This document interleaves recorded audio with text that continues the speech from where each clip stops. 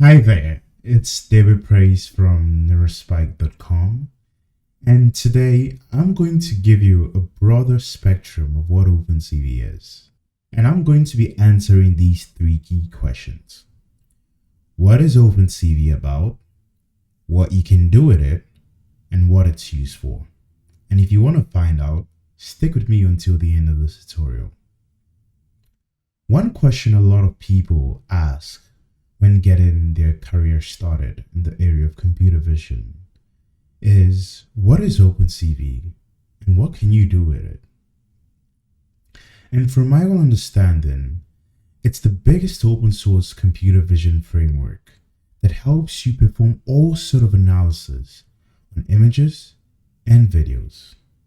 And ever since its release in the year 2000, it's been widely used for image processing tasks, which gives you the freedom to manipulate images. Even with the rise of deep neural networks, OpenCV began a long time ago integrating more and more functionalities to support deep learning based tasks by introducing the DNN model.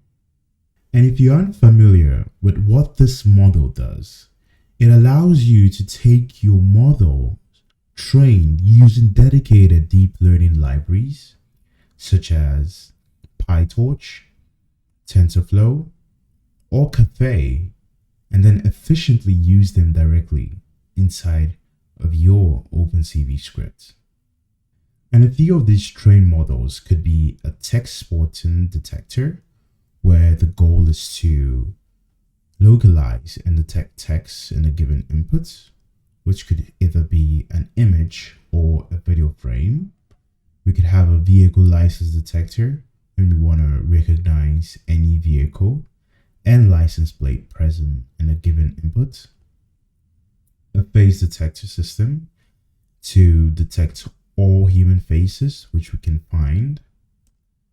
A people tracking system which helps us detect and includes a bounding box of each person. And even an object detector system to help us understand and analyze scenes and images or videos.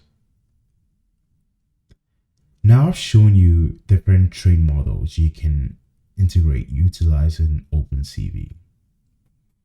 OpenCV can also be used to perform machine learning tasks using algorithms like support vector machine, random forests, naive Bayes classifier, k-nearest neighbor, gradient boosting, and decision trees. However, one of the downsides about this library is it provides the most basic algorithms with very little flexibility when it comes to solving machine learning tasks. And for this purpose, I'll recommend exploring other tools such as CPy, scikit-learn, and StatModel. Being aware of the downsides, what I admire about this library is its simplicity when deploying trained deep learning models for computer vision tasks. So when you finished training your own deep learning model, take for example an object detector, and you want to deploy it, one of the recommended tools used for this situation is OpenCV.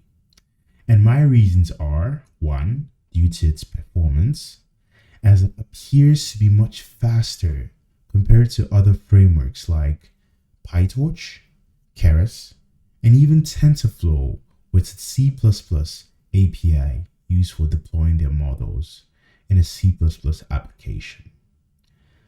And secondly, due to its popularity, as many companies have been using this tool for a long time and even possibly develop their own in-house computer vision library.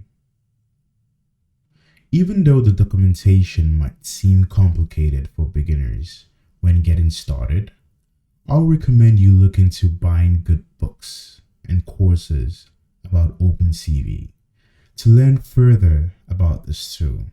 And as well, stick with us at Neuraspike as we will be providing you with video tutorials here on this channel. So what's next? In the next tutorial, I'm going to show you how to install OpenCV the proper way after setting up your own development environment. Anyways, I don't intend on making this video too long, and as usual, if you found this video beneficial, give assistance to smash the like button. Don't forget to subscribe if you haven't already, and of course, turn on all notifications so that you get notified every time I post. I'll appreciate that. Thank you.